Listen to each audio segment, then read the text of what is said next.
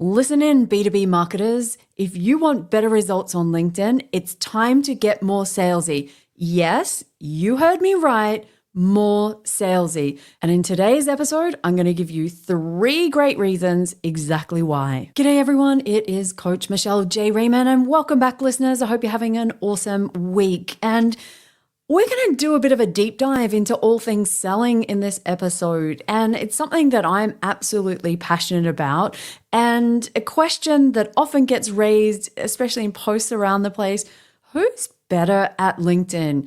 Are marketers better at LinkedIn, or are salespeople better at LinkedIn? Now, as someone that spent 20 years in B2B sales, you know that I'm going to sway a little bit to that side. And once upon a time, if you'd asked me, I would have been sales all the way. But what's happened is I became a business owner around 4.5 years ago, and I very quickly, with a baptism of fire, got to figure out exactly how important marketing is.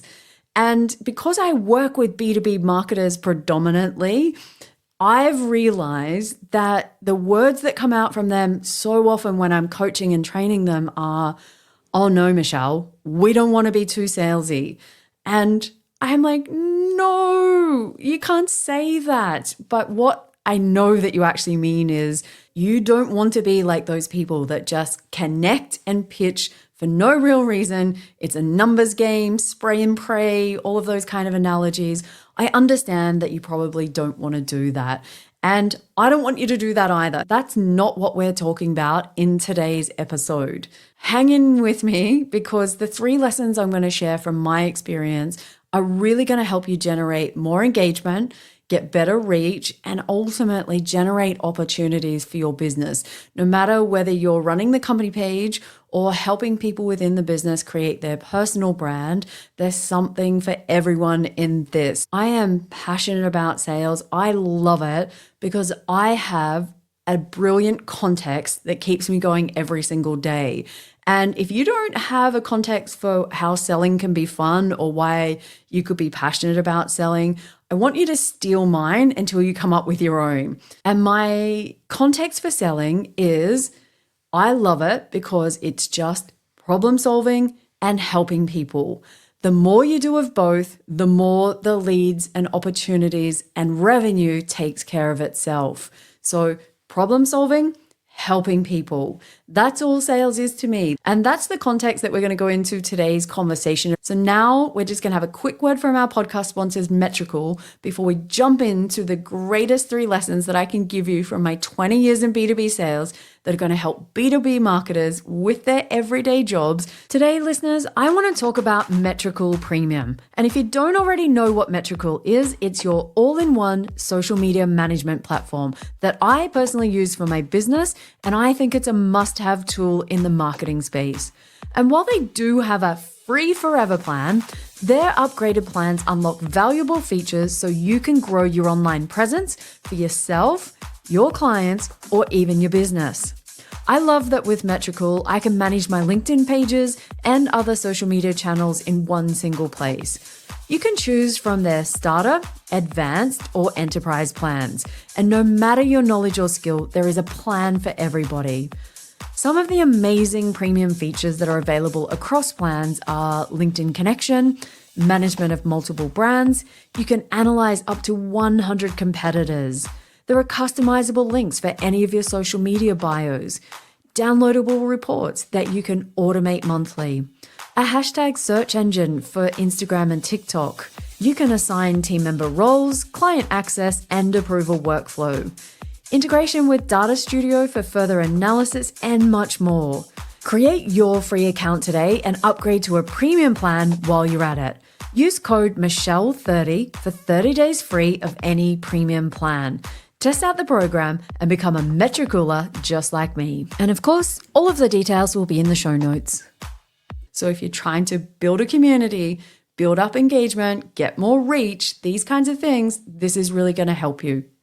Listeners, at the start of this show, I said you need to be more salesy. And what I mean by that, by my definition, is how do you implement some of the best practices out of social selling on LinkedIn to help you be better marketers? And I think it's really important at the start of this that we start with how I define social selling. And it's a definition that I found some time ago that came through from Hootsuite. And their definition is this: the art of using social media to find, connect with, understand, and nurture sales prospects. It's the modern way to develop meaningful relationships with potential customers, so you're the first person or brand a prospect thinks of when they're ready to buy.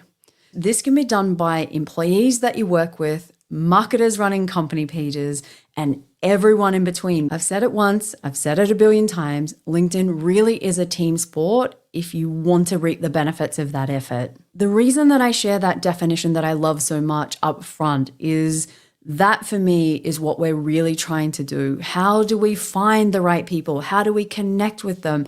How do we nurture them, especially when we know most of our audience and community are not in the market to buy? If you read the research from LinkedIn in the B2B Institute, there's a rule called the 95 and 5 rule. So it basically says 95% of your audience right now are not looking to buy.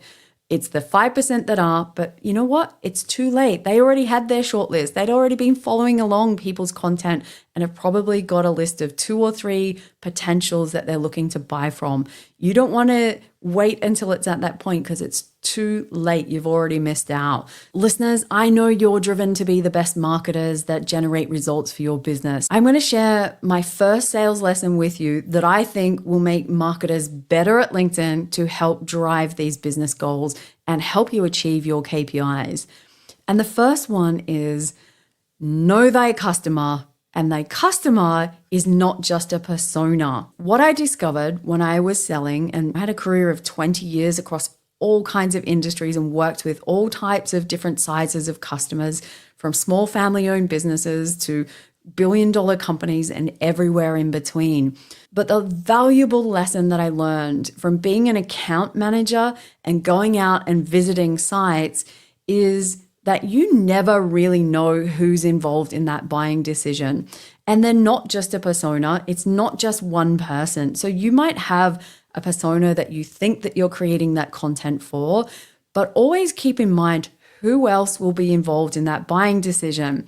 Now, I'll use an example. When I used to go out and visit customers, I would become friends with everybody. I would get to know everybody that was on that site, their name. Was it the receptionist?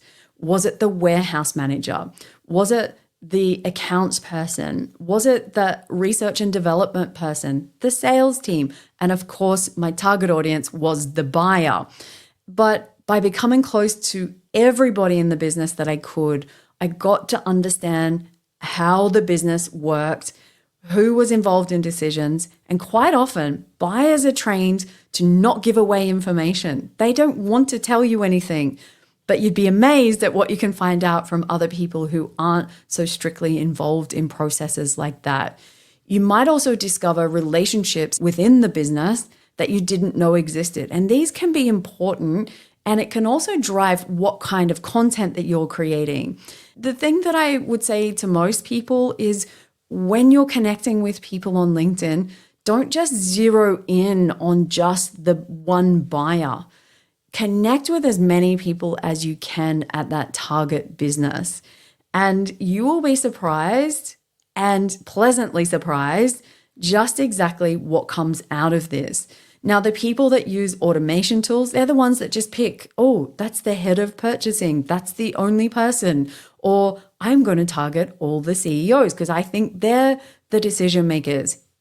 Wrong. That is not the case in many businesses. The reason that I also want you to get to know as many people and connect with them yourself and follow along what's going on, you'll get a real insight into what it's really like a day in the life of that person, that business, what keeps them up at night, what KPIs are they driven by, what's their priority right now. For you, it might be that you think that it's one thing, but really in their business, you discover it's something else. And you can really reel in your content strategy to align with this. So get to know them, Have conversations with your sales team, with your customer service team, connect with people on LinkedIn from those target businesses, and start to know thy customer. Lesson number 2 really comes back to reframing exactly what you're doing on LinkedIn and why you're doing it. Marketers, I know that you have a whole bunch of KPIs which you're trying to achieve. And one of the KPIs that I know a lot of marketing teams are driven by is essentially how many leads you're generating out of the marketing activities. And I think when you go into just thinking about what you're doing is just about generating leads, you miss out on a bigger opportunity, which I think salespeople are really good at. And that is you're going to miss out on having conversations. And content that is driven to entice conversations and bring people from the industry into the conversation is far more powerful than lead gen content, which is only generated to try and capture, maybe someone's email address. Marketers, here's the thing. When you're just out to get leads and that's what drives you, the people on the other side that are receiving that content, they feel that. They are awake to the old school, we're just trying to get your email address so we can enter you into our email sequence to follow you up with all of our processes that are automated. Everybody knows that's what's about to happen. That's why there's been the rise of ungated content as a concept. And so taking a step back and going, I just want to be curious. I want to get to know this community better. You will create far better content that resonates and generates opportunities, which is ultimately what you want, but it's a totally different experience for the person on the other side. So reframe what you're doing, take a moment and think, if I was to create content that was in service of the audience, that was about generating a conversation and getting to know people, how would you change your post that you've got scheduled, the content that you've got coming up? The best way that I can help you with this one is you're going to have to do a sense check and read your content and go, would I like to see that content? Would that entice me to want to be involved in a conversation? Or do I feel like that someone's just ticking a box? Do I feel like that someone's just out to get me? What is the emotion that you leave the person with on the other side? We spoke about this previously in an episode where I teach you my 4-step framework, the RATE framework, so that you can create pieces of content. And part of that is about having empathy. E is for empathy for the person on the other side. So don't forget, you are creating content with the intention of getting conversations started. Brilliant B2B marketers are the ones that create content with the aim of creating communities, creating conversations within those communities, and leading those conversations that will lead to leads. We never want to create content on LinkedIn that is just about generating leads. We want to always be conscious of what's it like for the person on the other side to receive it and be better than that. And I have no doubt that those leads will follow. Here we are at lesson number 3. And lesson number 3, I think for many marketers, this is going to give you a big sense of relief. And the reason that I want to bring this one up is that when I'm talking to B2B marketers, and often when I'm doing company page audits and strategies, people come to me and they're like, our page has stopped working. We're not getting engagement. We're not getting reach. There's no conversations going on in the comments. And they're feeling really frustrated. And when I take a look, it's perfectionism that is killing the performance. And by perfectionism, I mean ensuring that absolutely every minute detail is now within the brand guidelines that were designed for other things, not necessarily social selling on LinkedIn. And you might have even been frustrated sometimes that salespeople don't really seem to care about that. That you might think, oh my God, they created a template that wasn't the world's most perfect template. And I get it from your perspective, but the more templated, the more perfect when it comes to LinkedIn, the more that people feel like it's an ad, feel like it's inauthentic, and they don't trust your brand. So often the solution that comes out of doing these audit and strategies is I have to have some tough conversations with people to say it's time to humanize your brand. It's time to pare back some of those controls and figure out how can you present your brand on LinkedIn, but not necessarily be perfect and jammed into a nice, neat little box. And it's not because I don't respect what brand guidelines bring to marketing. I absolutely do, probably now more than ever. But the problem is that you have missed the opportunity to humanize your brand. There's no connection, there's no feeling. It feels like you're ticking a box. And think about what is the content that you engage with most on the platform. And safe to say, if it looks like an ad and smells like an ad and it just feels like a corporate brochure, you wouldn't engage with it, and neither will your audience. And it doesn't mean throw branding guidelines out the window, but maybe you need to reinvent some new guidelines for what works with social selling. And the cool thing about when a salesperson is really good at social selling, what makes them good at it is that they're just being themselves, that they are sharing their knowledge, that they're passionate about what they do, that they use their own language, and it's authentically them. That is what I'm talking about here. That is the magic. That is what works. Think about how could you start to bring this in, especially to the company page content. I know that company pages who find ways to do this with their content and humanize their brand see results, and they see them quickly. I've been working with one client that I had to have a tough conversation with them and say, I wouldn't stop at any of your content. And it wasn't packed full of information. There was a lot of cool things that their audience could learn, but it was within a formula. It was within a framework. It was within a template. And what was missing was their people. And so think about, if there were no brand guidelines, what would you do differently?